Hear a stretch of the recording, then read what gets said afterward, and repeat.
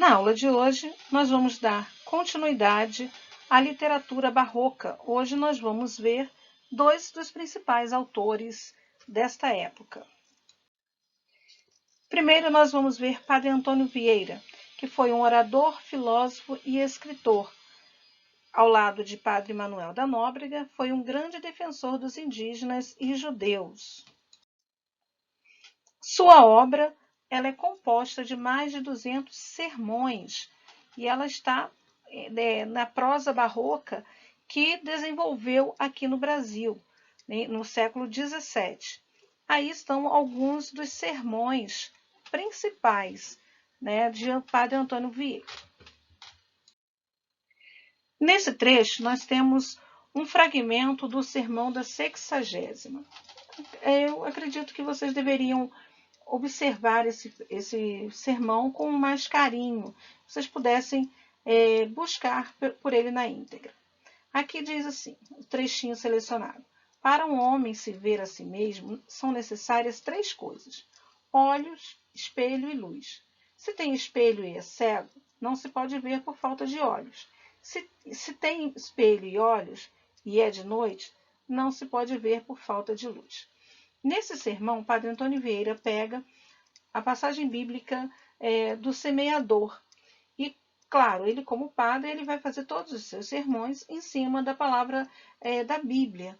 Então, ele vai criticar aí vai criticar o porquê das pregações não estarem sendo tão frutíferas, não está havendo tanta conversão mais. Então, ele vai dizer, tem que ter olhos, espelho e luz. O que quer dizer isso?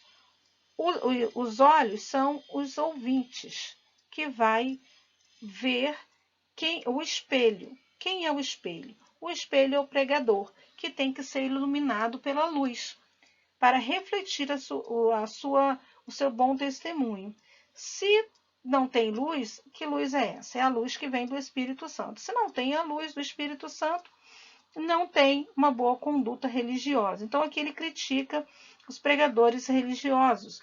É claro que o clero, ele vai fazendo essa analogia, esse jogo de palavras. Então, é muito comum nos sermões de Padre Antônio Vieira fazer um jogo de palavras.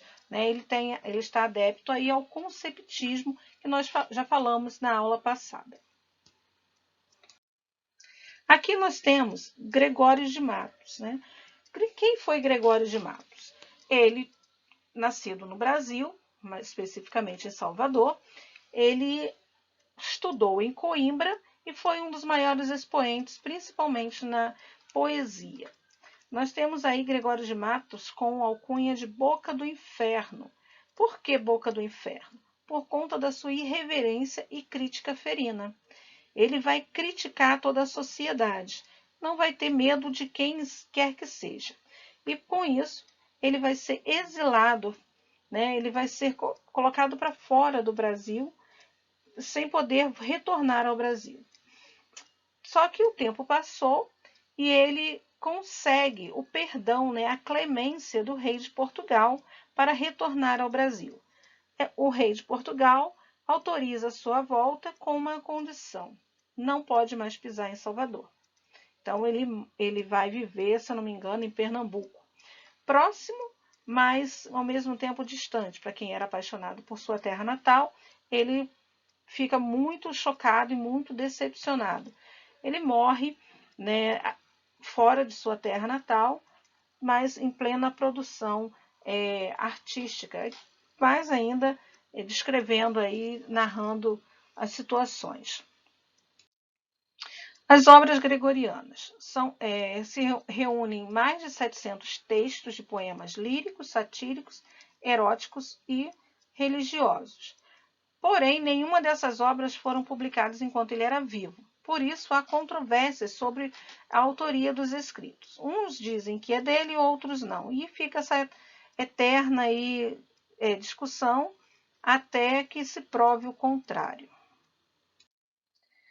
Produção poética de Gregório de Matos. Nós temos a poesia satírica, que ele critica a corte, o clero, os colonos, os portugueses, que vinham para o Brasil somente para se enriquecer, ridicularizavam a todos com a poesia, como essa que vocês vão ver agora.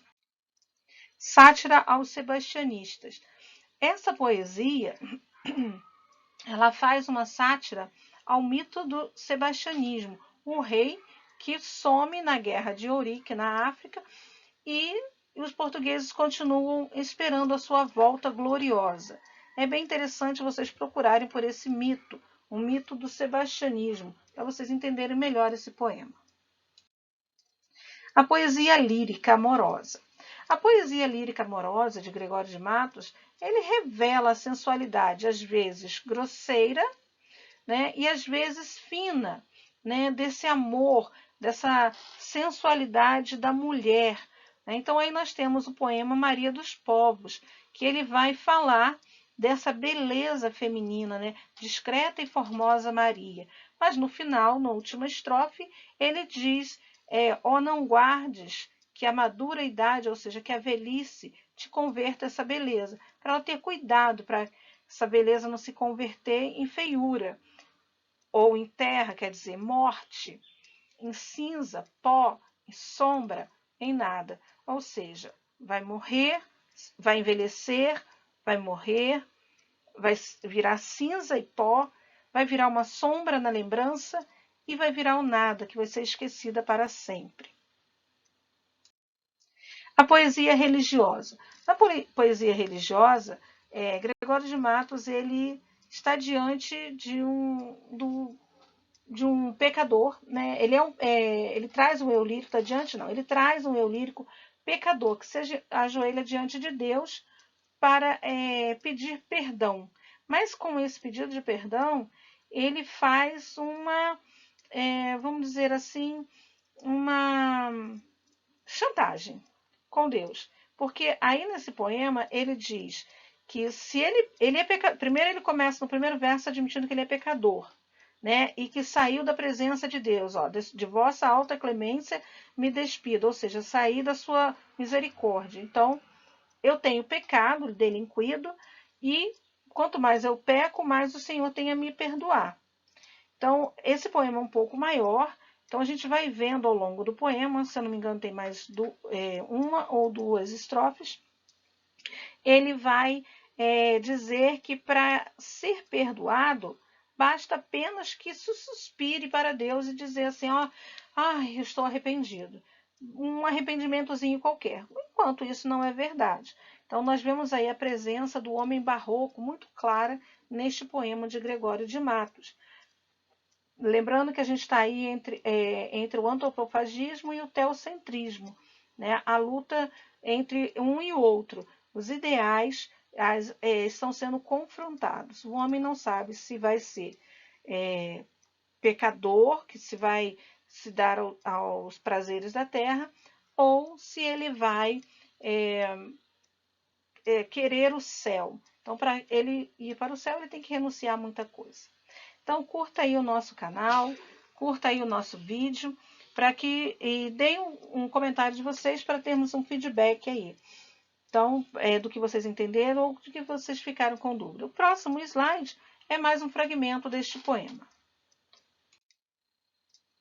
E uma foto de Gregório de Matos aí. Um beijo e até a próxima aula.